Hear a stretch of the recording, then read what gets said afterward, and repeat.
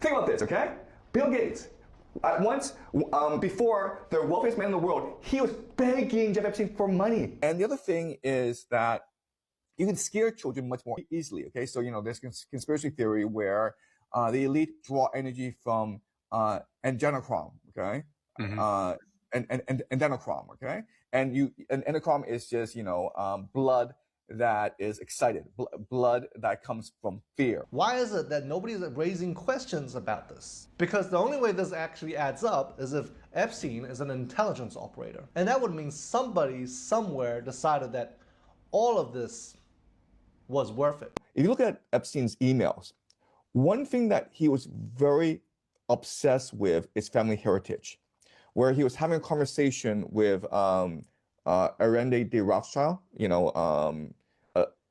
who was a member of the Rothschild family. And one thing that he told her is, look, there were three families that were very powerful in Europe, Jewish banking families. They were the Rothschilds, the Epsteins, and the Gutmans. And just recently, the United States, called the Department of Justice, they released about 3 million documents. And what they discovered is that he knows everyone who's powerful in the world. These are parasites. They look at geopolitics and they're like, how can we take advantage of geopolitical events to make the most money for ourselves? So what's happening is a civil war between the elite, these people, and the counter-elite. People who want to take the position and become the parasites. Okay? And that's why we're seeing this conflict right now emerge in America. Jeffrey Epstein was a Mossad agent. Okay? And his job was to lure powerful Americans such as Bill Gates, Bill Clinton, to his island called Epstein Island, where he would film them engage in compromising activities. And then he would blackmail them. Jeffrey Epstein died in 2019 in a federal prison. She didn't have to cut me off. We were nothing. Your love should treat me like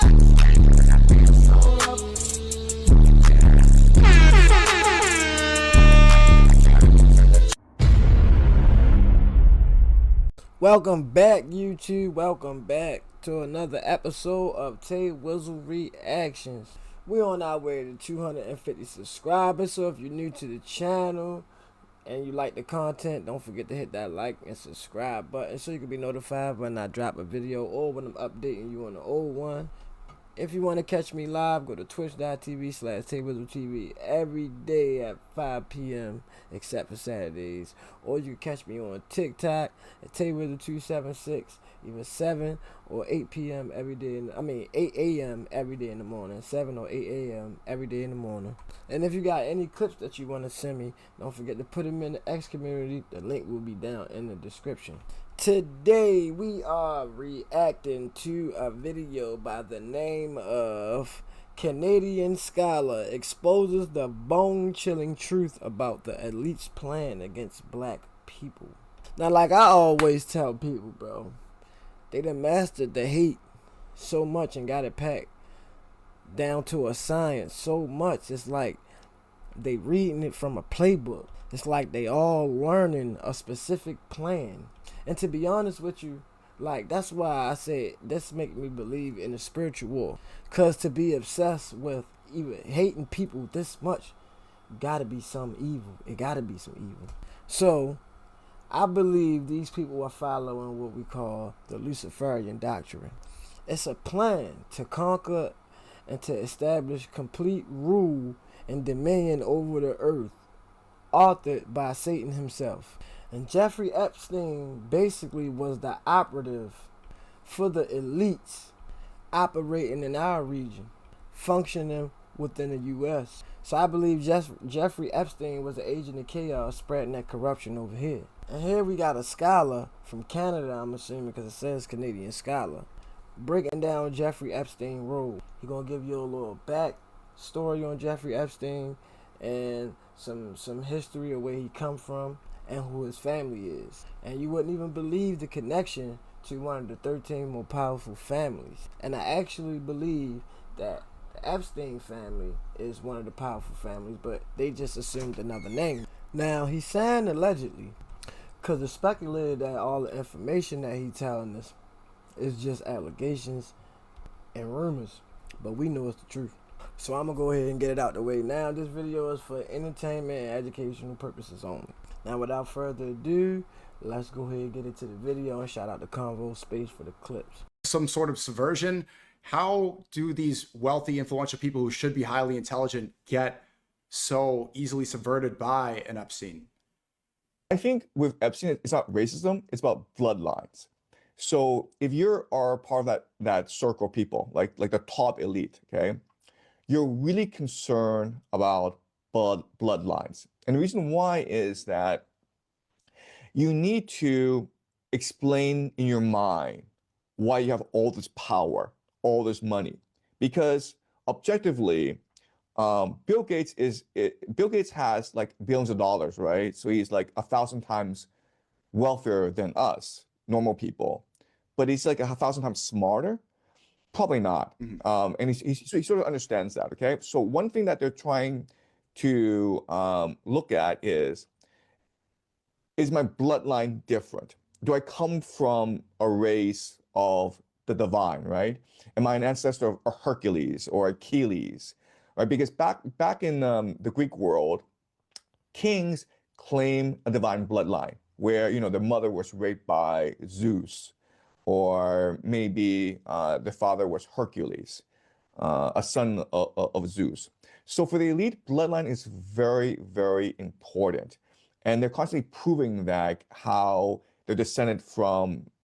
It's crazy that, I ain't gonna stop the video no more, but I just wanted to say, it's crazy that when I tell people that Zeus used to grape women, and that's how he had so many demigod children, they don't believe me. Like the most powerful people, emperors, right? So if you look at Epstein's emails, one thing that he was very obsessed with is family heritage, where he was having a conversation with Arende de Rothschild, who was a member of the Rothschild family. And one thing that he told her is, look, there were three families that were very powerful in Europe, Jewish banking families. They were the Rothschilds, the Epsteins, and the Gutmans. And we built a shelter, and Hitler lived in the shelter for a long time. And he was obsessed with this heritage of his, proving to himself and to others that the Epsteins is one of the most powerful families in the world. They're part of the Illuminati. They're up there with the Rothschilds.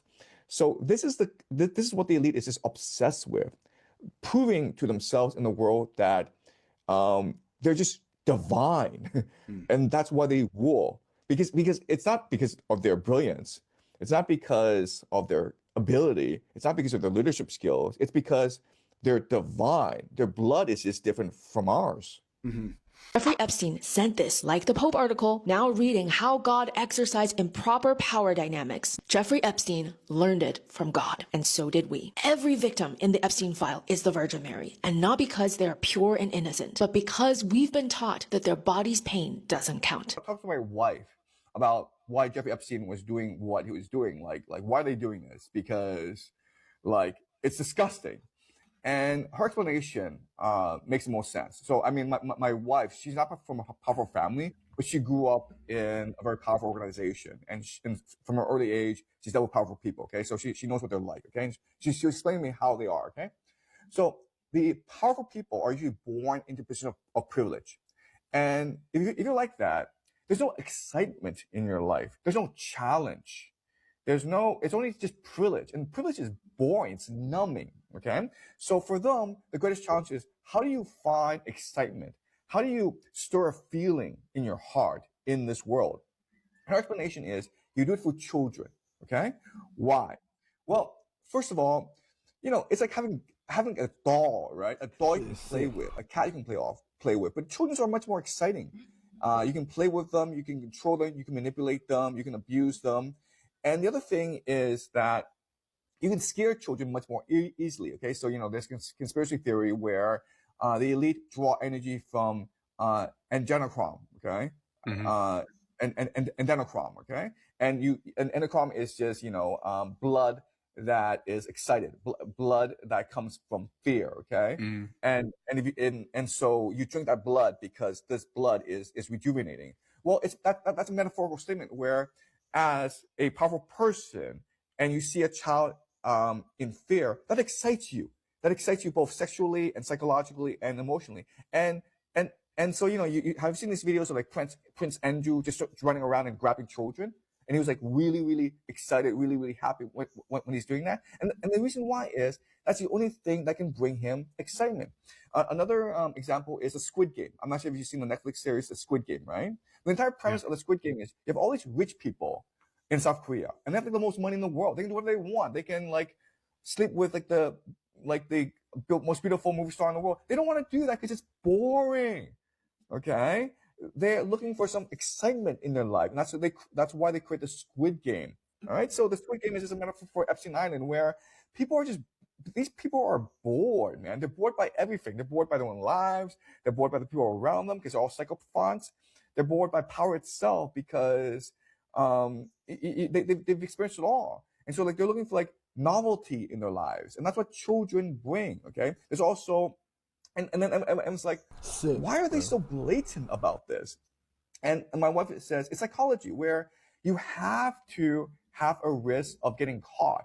You have to have the risk of being exposed in order for this to be exciting. Okay, if it's all just hidden from everyone and no one can ever find out, and there's no risk, it's not funny. It's not fun anymore. All right, so I understand this sounds really disturbing, but unfortunately, if you give a certain group of people too much power, then this is the way they behave, and this has been true historically. Okay, you look at any society. In China, guess what, guys? We do the same thing. All right, don't think that Chinese are more superior because of Confucianism. Don't think that the Indians are superior because of their Vedic tradition. No, everyone's the same. If you put people in positions of power, they're going to abuse it. All right, and what they want ultimately is novelty, excitement, feeling. All right, so like just you and me, we feel a tremendous rush when we achieve something. Well, they've achieved it all. So they need these sort of like sadistic, satanic rituals in order to feel alive again. Look, the other thing that is not being in the Epstein files, but I'm sure there's lots of them, are snuff films. Okay, I'm sure there's lots of these things because that's what they do, man.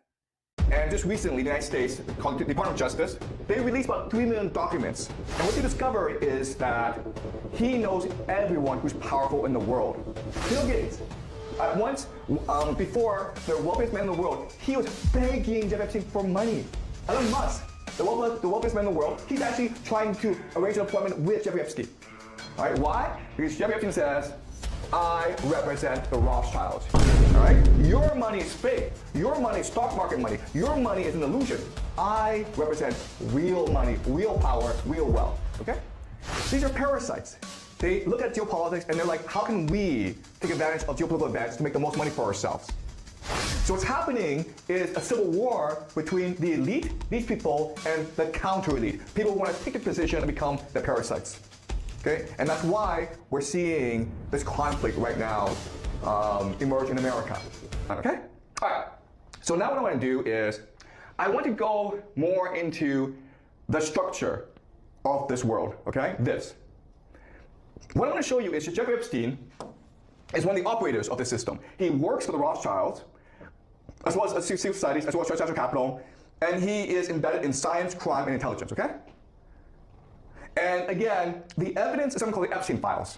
All right, so let's look at the Epstein files. Okay, so this is Jeffrey Epstein, and this is Donald Trump. All right, Jeffrey Epstein died in 2019 in a federal prison, and he was being charged with many crimes, and the FBI ran an investigation into him. And just recently, the United States, called the Department of Justice, the DOJ, on their website, they released about 3 million documents pertaining to the Epstein investigation. And a lot of these are emails. And what you discover is that he knows everyone who's powerful in the world. So for the longest time, it was believed that Jeffrey Epstein was a Mossad agent. Okay? And his job was to lure powerful American powerful Americans such as Bill Gates, Bill Clinton, to his island called Epstein Island, where he would film them engage in compromising activities. And then he would blackmail them.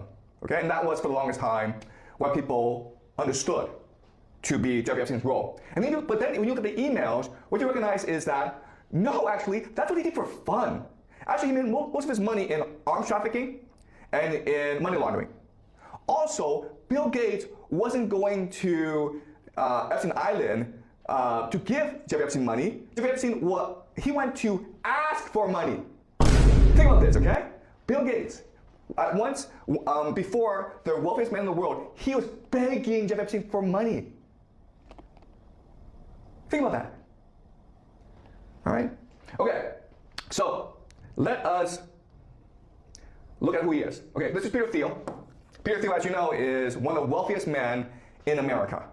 And Peter Thiel and Jeffrey Epstein are arranging a time to meet. Again, it's not Jeffrey Epstein is seeking these guys out, they're seeking him out, okay? Elon Musk, the wealthiest man in the world, he's actually trying to arrange an appointment with Jeffrey Epstein.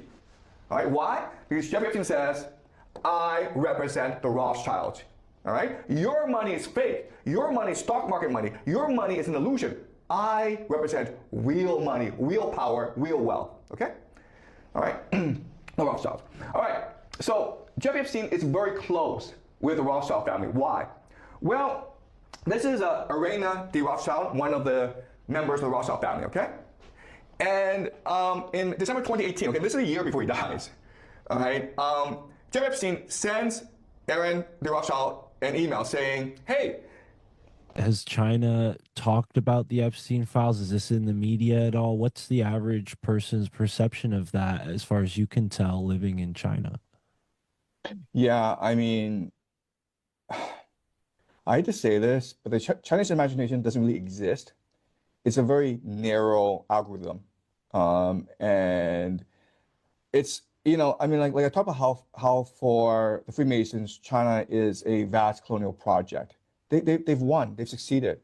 So look at the communists, you look at the Marxists.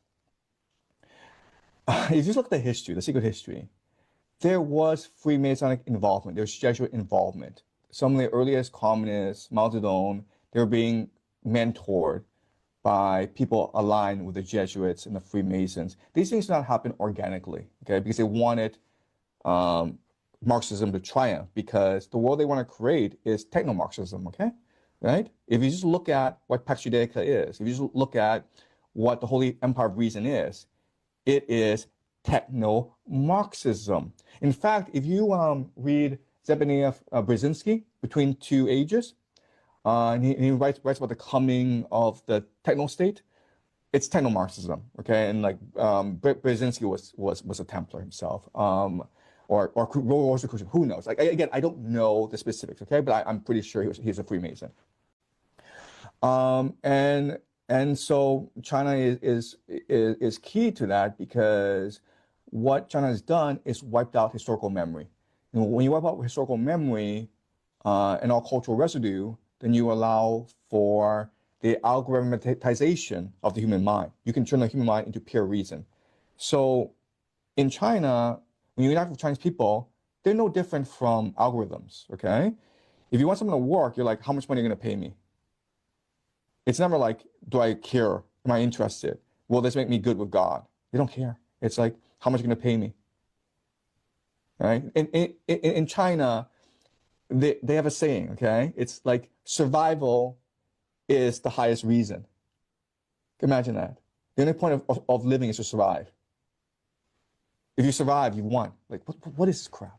Has anyone even looked at Jeffrey Epstein's background story? Because I have. And it does not add up. Picture this. 1976, you have a college dropout teaching physics at one of the most prestigious schools in Manhattan. And 2 years later, he gets picked up by Bear Stearns, one of the largest investment banks at the time. It's not an internship, it's not an analyst position. He goes straight to the trading floor. Talk to anybody on Wall Street. This kind of thing does not happen. And 4 years after that, he becomes limited partner. He must be the fastest partner track promotion in the history of Wall Street. 4 years today in investment banking, you're barely out of your analyst years. And as if all of that was not enough. He quits the position a year later to do consulting. There are much meagerly paid VPs out there who have golden handcuffs. And this guy, an option trading prodigy apparently, just leaves his job after a year? It's almost as if that was not his real job. Shortly after that, Epstein is wrapped up in one of the largest Ponzi schemes in US history, the largest before Bernie Madoff. And Epstein, despite being one of the key men in that operation, gets off scot-free. A few years later, he has his own advisory shop with one client. No audits, no employees, just Les Wexner, who gives him power of attorney over $1 billion worth of assets. He goes around buying $1 million mansions, 727s, and even private islands. Fast forward to 2007, he gets caught up in child abuse allegations. But Epstein and several other people involved get a secret plea bargain. If this was a TV show, we would say it's badly written plot armor. And this is just this guy's life before all the stuff we know him for. Why is it that nobody's raising questions about this? Because the only way this actually adds up is if Epstein is an intelligence operator. And that would mean somebody somewhere decided that all of this was worth it. Jeffrey Epstein sent this, like the Pope article, now reading how God exercised improper power dynamics with the Virgin Mary, no consent. Jeffrey Epstein learned it from God, and so did we. Every victim in the Epstein file is the Virgin Mary, and not because they are pure and innocent, but because we've been taught that their body's pain doesn't count. Christianity's inability to sit with the troubling complexity of Mary's story has made it a training manual for how to not see grape, how to erase what happens to women's bodies, how to only count the suffering that doesn't threaten male power. This is the pattern that founded this country. The founding fathers raped and had children with enslaved black children. Jefferson with Sally Hemings, who was 14, about the same age as Mary when she conceived Jesus. One story we call holy, and the other one complicated, a relationship, a liaison, anything but what it actually is. Epstein didn't invent anything. He just carried on the torch. In 2013, Epstein commissioned this investigation into the origin of the Little St. James Island, which becomes the Epstein Island, to see if he can change the official name. The research came back and it was named after the relative of Virgin Mary, and he started calling it the Little St. Jeff. 5 years later, he sent that text. He was studying Mary's lack of consent while enacting what happened to Mary on the island bearing her family's name. This wasn't just passive cultural conditioning. It was conscious theological engagement. Where did he learn that a powerful man impregnating a young girl, especially one with no legal personhood, no ability to refuse, could be anything but grape? He learned it from Mary. We learned it from Mary. That when the man is powerful enough, important enough, chosen enough, what happens to her body can be called sacred destiny, participating in something larger than herself. This theological template for accepting predation became the template for political power, oligarchical power, and all of these systems required us to believe that certain men's access to certain bodies is just part of the natural order. The Bible was written by men in a world that treated women's and girls' bodies as available to male power. Whether the authors intended to justify the systems or portray the systems or simply could not imagine anything else, the effect is the same. We inherited Epstein's textbook, the sacred text that teaches us not to see violation as violation if the man is powerful enough. This is a 12 to 14-year-old girl impregnated by God who says, "Let it be done unto me," when the power dynamic is a child versus the entire cosmic order. This surrender to overwhelming force is what we call holy. This is how we've theologized predation, as sacred, as inevitable as the way things are. Her impregnation is this floating signifier of receptivity to male power, no matter earthly or divine. The only good woman whose body is untainted by sex and yet has evidence of sexual activity is Mary. And yet she experiences no sexual pleasure throughout her life because she has to remain perpetually virgin. Her pain, her tearing, her recovery from labor is fully erased. This mother of sorrows, her only acceptable suffering is emotional, watching her son die at the cross. And even then at the cross, Mary is silent, sorrowful, and contained. What if she screamed and refused to make meaning, refused to witness silently, demanded that this shouldn't have happened to her body? And then there's the assumption where Mary doesn't even get to die. Her body just disappears entirely. What would Mary's story be if it was written by a woman? What world can we build if a young girl's body isn't required for the human and divine to meet? This isn't rejecting Mary. It is seeing her and asking, what happened to her body? What did pregnancy feel like at 13? What did childbirth do to her? Where is her rage, her fear, her bodily autonomy? Skipping over the body to get to the meaning, the redemption of every story of violation is how we learn to tell survivors that their suffering should have a purpose, that they should heal in ways that make us comfortable, that they should turn their violation into inspiration. Accepting that power dynamic wholesale, divine over human, enslaver over enslaved, billionaire over teenager, is how we learn as a society that women's bodies don't register pain for themselves, only for others. That we are only here to watch, to witness, to never be angry, to help erase the injustice done to us. This is why we ask victims, are you pure enough? Did you resist enough? Were you too knowing, too complicit? Did you also say, let it be done unto me? The files are out, but can we see what's in them when we've been trained for 2,000 years not to look at women's bodies at all? Do we still know how to look? I am Connie Chen, here to help you deconstruct everything. Well, damn. I didn't even know Murray was 14. But look at the way he was moving. You look at how secretive he was, how he was interacting with people, where he just came from, like how he just came out the blue and what he was doing. He definitely fit the role of an intelligence operator, and everything he was doing makes sense if you put that title on him. And the question is, was it the Rothschilds that, sent him on that mission? Well, alone, because we know he was working with them and he was a representative for them.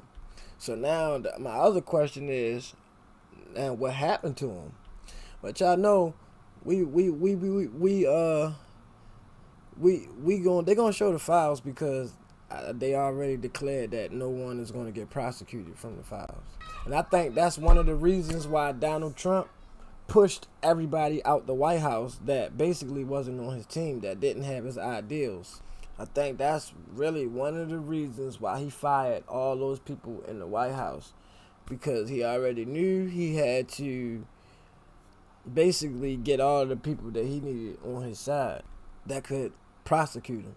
He had to convert each person that could have had him prosecuted to a person that didn't want to see that done. And now that they actually accomplished that, now they're just doing whatever they want to do.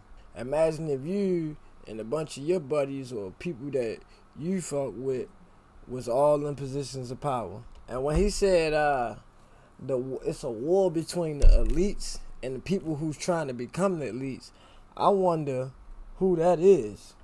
Is our politicians trying to become the elites? And who exactly is the elites? And the foreign parasites. Because for years we've been hearing about them throwing money around to the lobbyists, altering laws in their favor. What has really happened to our country? I want to know who y'all blame for the country being like this. I know one thing for sure, we ain't have a hand in this shit. But y'all let me know down in the comments what y'all think about this. What's your idea on the Epstein files? Do you think he's still alive? And who do you think he was working for? Was it confirmed? Or do we need more info? Let me know your thoughts down in the comment section. And as always, if you made it this far in the video, don't forget to hit that like and subscribe button so you can be notified when I drop a video or when I'm updating you on the old one. If you want to catch me live, I go live every day. Go to twitch.tv/TayWizzleTV or go to TikTok/TayWizzle276. I go live on TikTok 7 to 8 in the morning. That's the time I start. And I go live on Twitch at 5 p.m. every day except for Saturdays. And if you got any clips or media that you want to send me or show me down in the you can put that down in the X community. The link won't be down in the comments. I'm in the description. Thank you to everybody that's been tapping in, all of my regulars and my new viewers. I really appreciate each and every one of y'all. We're on the road to 250 subscribers. Thanks to everybody. It's been another episode of Tay Wizzle Reaction. I appreciate y'all for stopping by. I'm going to see y'all in the next video. Thank you for watching. She didn't have to cut me off. We were nothing.